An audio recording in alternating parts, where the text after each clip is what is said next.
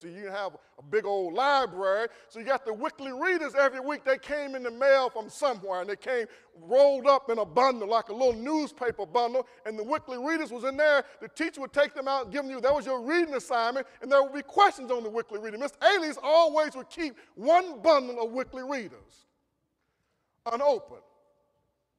That was her buster. That was her buster. And she would bust you upside the head with it. It wasn't, listen, hurt you, it wasn't going to leave no mark, but it was going to get your attention, you see. Where are those folk today? We need them back. They're the people that stabilizes the neighborhood and the community, and they give themselves to the next generation because they know the next generation has to stand to continue the development of a community or people.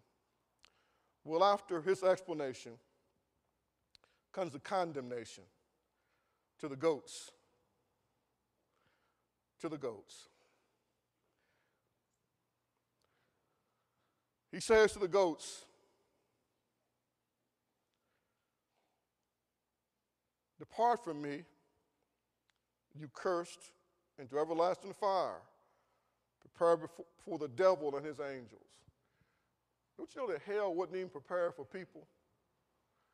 Hell was prepared for the devil and his fallen angels, those who rebelled against God.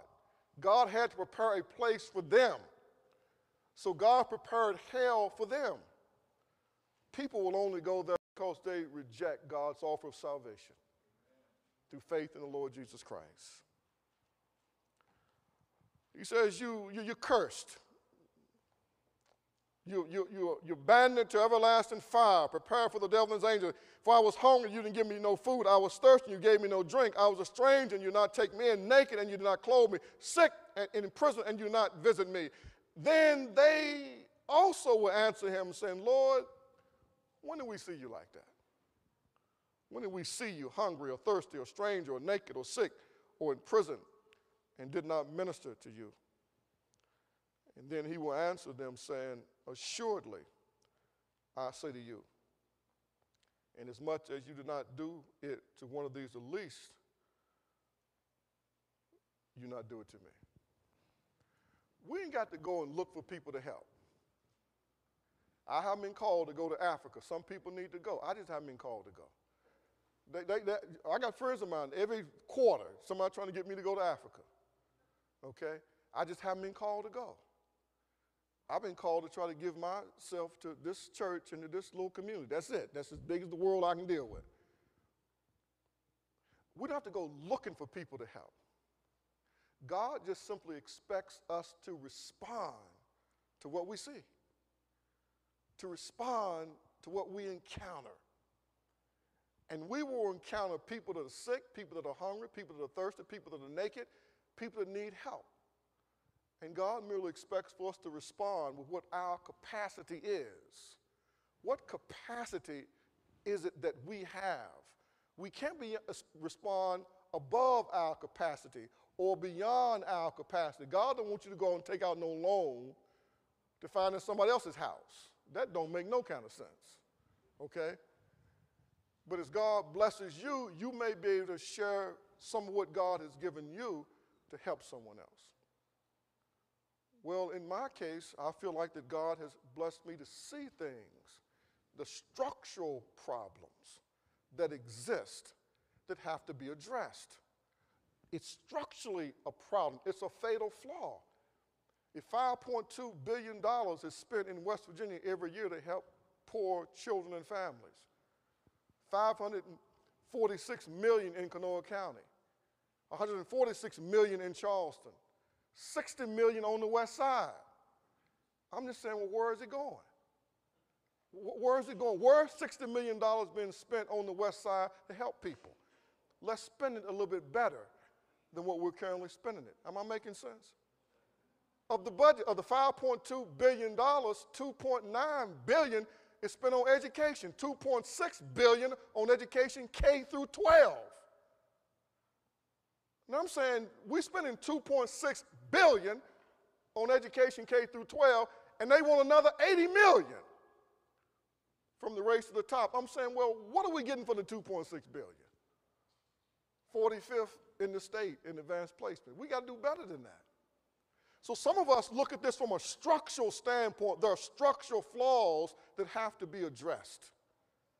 And if we fix some of the structural flaws, by fixing those, we can automatically be able to help people and families and youth. Am I making sense? But as a church, our response is to respond to the people that we can help. Respond to the children and their parents. Let's just start right there. We got kids in this church can't read. Not reading on grade level. And they're falling further behind. And most of them are males. We got boys in elementary school getting put out of school in this church. And girls getting suspended from school in elementary school. In elementary school, if we just respond to that, if we can just respond to our children, if we can respond to their situations, if we can keep them on track, then at least we've helped the neighborhood. Because if none of the kids from our church, if none of them end up in the foster care system, if none of them end up in the juvenile justice system, if none of them end up in prison, then we've helped. We've helped just by them not ending up there, you see. And we've relieved some of the pressure on the system. And if we can respond to the needs of some of the children and parents in our neighborhoods, in our community, then we've helped. And we stand before Jesus, I think he just might say, well, come on over here to my right hand. Get on over here on my right hand. You did feed a few folk, clothe a few, house a few, gave drink to a few, visited a few. They were my brothers and my sisters. Let's bow for prayer, shall we?